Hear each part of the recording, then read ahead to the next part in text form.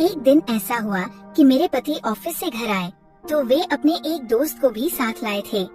सर्दी की शाम थी, इसलिए मैंने खाना भी जल्दी बना लिया था।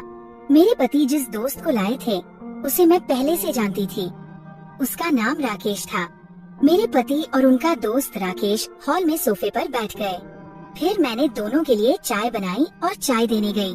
इसके बाद दोनों चाय पीते हुए बातें करने लगे। लगभग 1 घंटे बाद मेरे पति ने कहा, काजल, आज राकेश हमारे घर ही रुकने वाला है, तो खाना लेकर डाइनिंग टेबल पर आ जा। मैंने कहा, ठीक है, अभी खाने की तैयारी कर देती हूँ। और दोस्तों, मेरा नाम काजल है, आपको तो पता नहीं होगा, इसलिए बता दिया। और दिखने में मैं ऐसी हूँ कि आप जैसे लोग मुझे देखकर बस वाह ही निकालते हैं, तो आप समझ गए होंगे कि मैं कैसी दिखती हूँ। फिर मैं खाना लेकर हॉल में टेबल पर रखा और दोनों को खाना परोसकर मैं भी वहीं उनके साथ खाने बैठ गई। दोनों अपनी ऑफिस की बातें कर रहे थे। और हाँ दोस्तों, मेरे पति का नाम मिलन है। थोड़ी देर में हम तीनों ने खाना खा लिया। फिर मेरे पति ने मुझे पीने का सामान लाने को कहा। आपको लग रहा होगा कि खाना खाने के बाद पीने का, तो मैं बता दूं, हमारे अहमदाबाद में कभी भी पीने का चलता है। जब मैं पीने का सामान लेने गई तो मेरे पति ने फिर कहा, काजल सुन, साथ में शतरंज का गेम भी ले आ। मेरे पति और उनके दोस्त को शतरंज खेलना बहुत पसंद था, तो मैं सब कुछ लेकर आई। फिर उन्होंने कहा, जा अब एक चादर भी ले आ और यहाँ बिछा दे। मैंने चादर लाकर हॉल में नीचे बिछा दी। फिर दोनों वहाँ बैठकर पीने लगे और साथ में शतरंज खेलने लगे। जैसे जैसे गेम आगे बढ़ता गया, दोनों का पीना भी बढ़ता गया और दोनों को नशा चढ़ने लगा। फिर दोनों कुछ भी दांव पर लगाने लगे। तब राकेश ने मेरी तरफ इशारा करके मेरे पति से कुछ कहा। मैं वही थी और उनकी गेम देख रही थी। जब उसने मेरी तरफ इशारा किया तो मैं थोड़ी देर चुपचाप खड़ी रही। फिर मैंने अपने पति को साइड में बुलाया और समझाया, देखो, मैं तुम्हारे दोस्त राकेश को कबड्डी नहीं खेलने दूंगी। मेरे पति ने कहा, ऐसा कुछ नहीं होगा, क्योंकि मैं राकेश को जीतने ही नहीं दूंगा, तू टेंशन मत ले। फिर राकेश और मेरे पति मिलकर शतरंज का पहला राउंड शुरू हुआ। मेरे पति ने शतरंज सेट करना शुरू किया और देखते देखते गेम शुरू हो गया। मैं बहुत घबरा गई थी, क्योंकि मेरी इज्जत दांव पर थी। मैं अपने पति के पास बैठकर गेम देखने लगी। थोड़ी देर में पहले राउंड में मेरे पति जीत गए। तब मुझे थोड़ी राहत मिली कि चलो, मैं बच गई। मेरे पति ने कहा, देखा, मैंने तुझसे कहा था ना कि मैं राकेश को जीतने नहीं दूंगा। तुझे मुझ पर भरोसा नहीं था, लेकिन काजल, मैं इस गेम का बहुत पुराना खिलाड़ी हूँ। मैं आज तक नहीं हारा। तब राकेश बोला, ऐसा है मिलन, अगर तू ऐसा है तो चल एक बार और खेलते हैं। इस बार अगर मैं हारा तो मैं तुझे अपनी कार दे दूंगा, और अगर तू हारा तो तुझे पता है मुझे क्या चाहिए। उसकी बात सुनकर मुझे बहुत डर लगने लगा, क्योंकि अब मैं समझ गई थी कि वो अपनी हारी हुई गेम जीतने के लिए नहीं, बल्कि मेरे लिए खेल रहा है। उसकी आंखों में साफ दिख रहा था कि अगर वो जीता तो आज मुझे हबक लेगा।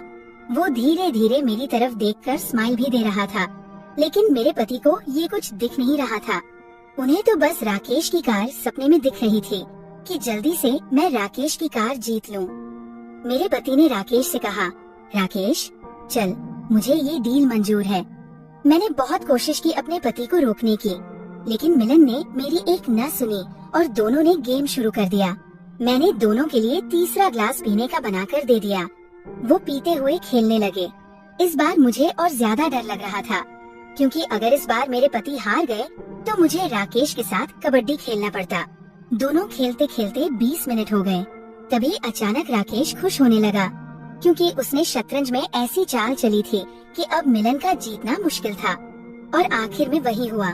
मिलन उदास होने लगा और वो हार गया। राकेश जीत गया। मुझे समझ आ गया कि अब राकेश मुझे खटला कबड्डी खिलाने वाला है। फिर राकेश मेरी तरफ देखकर स्माइल देते हुए बोला, भाभी जी, अब आप अपना काम शुरू करो। मैं वहाँ बैठी बैठी अपने पति की तरफ देख रही थी और सोच रही थी कि अब क्या करूँ। तभी मिलन ने मेरी तरफ देखकर हाँ करने का इशारा किया। फिर मैं वहाँ से उठी। राकेश और मेरा पति दोनों मेरे सामने ही बैठे थे। फिर मैं धीरे धीरे सब खोलने लगी। तभी मुझे अचानक याद आया कि मेरे वॉलीबॉल तो अंदर से वैसे ही हैं। मैं उन्हें कवर पहनाना भूल गई थी। तो मैं अपने रूम की तरफ जाने लगी। तभी राकेश ने मुझे रोक लिया और कहा, भाभी आप अंदर कहाँ जा रही हैं? पहले काम तो पूरा करो। मैंने राकेश से कहा, बस 2 मिनट में आती हूँ। मेरा वॉलीबॉल का कवर रूम में पड़ा है, उसे ले आती हूँ। उसने कहा, ठीक है, लेकिन जल्दी वापस आना। फिर मैं रूम में गई, अपने वॉलीबॉल को कवर पहनाया और वापस आ गई। मुझे बहुत शर्मिंदगी महसूस हो रही थी कि आज मुझे मेरे पति की वजह से राकेश के साथ कबड्डी खेलना पड़ेगा। जब मैं उनके पास आई तो मेरे पति ने मुझे आंखों के इशारे से पूछा, वॉलीबॉल को बादाम का कवर पहनाया? मैंने भी इशारे से हाँ कर दी। तभी राकेश ने मेरे पति से पूछा, अरे मिलन, तुम दोनों क्या बातें कर रहे हो? मैंने इशारा करके तब राकेश को कहा कि कुछ नहीं, वो तो बस ऐसे ही। तो मैंने उससे कहा, ठीक है भाभी, अब आप तैयारी करो। और धीरे धीरे करके मैं उसके सामने सिर्फ वॉलीबॉल और बादाम के कवर में ही खड़ी थी। मुझे बहुत ही शर्मिंदगी महसूस हो रही थी और राकेश तो मुझे देखे जा रहा था, लेकिन मैं कुछ कर भी नहीं सकती थी। मैंने अपनी आंखें नीचे झुका ली। तभी मेरे पति ने कहा, काजल, एक ग्लास पीने का तो बना। तो मैंने दोनों को एक एक ग्लास दिया और ये उनका चौथा ग्लास था और वो दोनों उसे भी पी गए। इसके बाद राकेश बोला, यार मिलन, मुझे ये अच्छा नहीं लग रहा कि भाभी जी मेरे सामने इस हालत में खड़ी है। मैं चाहता हूँ कि भाभी जी पहले जैसे तैयार होकर बैठ जाए, लेकिन हाँ, इसके लिए एक चेस का गेम खेलना पड़ेगा। मिलन, अगर अब तू हार गया तो अब तो भाभी को वॉलीबॉल का कवर, बादाम का कवर, सब कुछ उतारना होगा। दोनों को पूरी तरह नशा चढ़ गया था और मेरे पति को तो बिल्कुल होश ही नहीं था। उन्हें अब पीने की वजह से नींद भी आ रही थी। तभी राकेश बोला, देख मिलन, अगर तू जीत गया तो मैं अभी तेरे अकाउंट में 50,000 रुपए डाल दूंगा। उसकी ऐसी पैसे की शर्त सुनकर मेरे पति मान गए, लेकिन मुझे मिलन पर बहुत गुस्सा आया क्योंकि वो अब खेलने की हालत में भी नहीं था। फिर भी गेम शुरू हो गया। थोड़ी देर गेम खेलने के बाद मैंने देखा कि मेरे राकेश जी खुश हो रहे थे, तो मैं समझ गई कि वो जीतने वाले हैं। फिर मैंने भी गुस्से में ही एक ग्लास पी लिया ताकि मुझे शर्म न आए और मैं अपनी बेइज्जती सहन कर सकूं।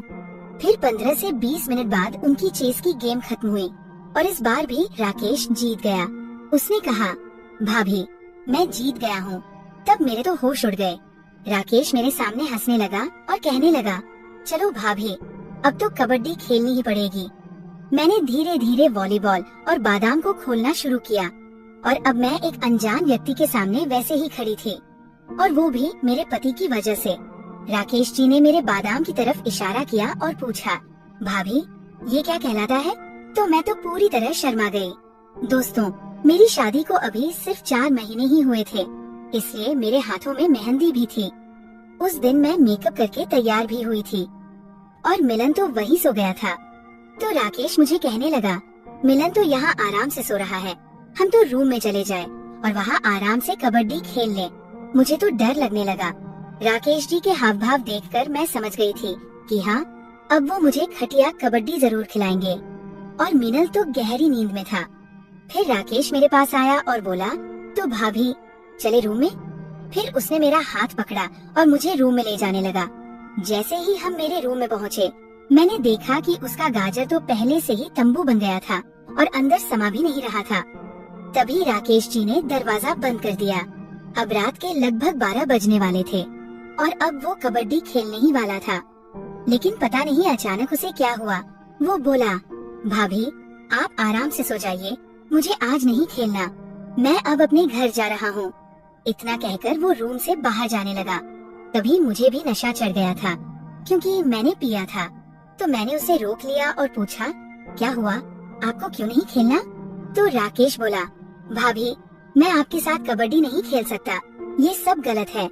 तो मैंने उससे कहा, गलत तो तब हो रहा था जब मेरा पति मुझे खेल रहा था और मुझे हरा रहा था, और तब आप वही थे और आपके सामने ही मेरे पति ने मुझे हारा था। राकेश जी, अब मैं खुद चाहती हूँ कि आप मुझे खटिया कबड्डी खिलाएं। आप मानेंगे नहीं, लेकिन मेरे पति मिलन ने मुझे 6 महीने से ठीक से कबड्डी नहीं खिलाई। तो राकेश, अब ये गलत हो या सही, आप मुझे ठीक से कबड्डी खिलाएं। हम ये बात अपने अलावा किसी को नहीं बताएंगे। और मैंने उसके गाजर को पकड़ लिया और कहा, चलो, जैसे तुम्हें मजा आए वैसे, बस आज मुझे ऐसे ही छोड़कर मत जाओ। मन चाहे जितना और जब तक चाहो, मुझे हवा दो।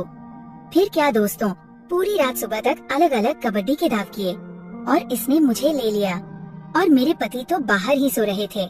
सुबह उठने पर मुझसे तो ठीक से चला भी नहीं जा रहा था। तो दोस्तों, अगर आपने यहाँ तक हमारी कहानी सुनी है तो चैनल को एक बार सब्सक्राइब करें और वीडियो को लाइक दें, क्योंकि अगली कहानी जो हमारे चैनल पर आने वाली है वो इस कहानी से भी ज्यादा आपको पसंद आएगी। तो दोस्तों, अब मिलते हैं अगली कहानी में। तब तक सभी अपने अपने गाजर को संभल कर फ्रिज में रख लें। Bye bye. वीडियो पूरा देखने के लिए आप सभी